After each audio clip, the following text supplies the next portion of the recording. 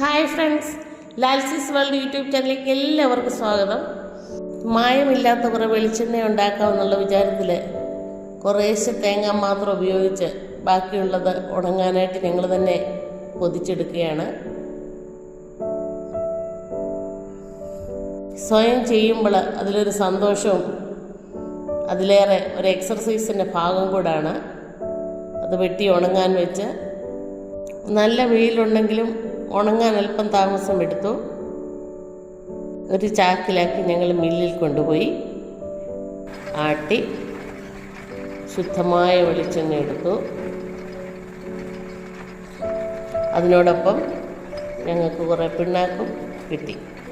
പിണ്ണാക്ക് നമുക്ക് മീനിനും കോഴിക്കുമൊക്കെ കൊടുക്കാം. എണ്ണ നമ്മുടെ വീട്ടിലെ ആവശ്യത്തിന് ഉപയോഗിക്കാം. കുറച്ച് തേങ്ങയേ ഉള്ളുവെങ്കിലും സാധിക്കുന്നവരൊക്കെ തേങ്ങ ഉണങ്ങി ആട്ടി നല്ല വെളിച്ചെണ്ണ ഉപയോഗിക്കാൻ ശ്രദ്ധിക്കുക.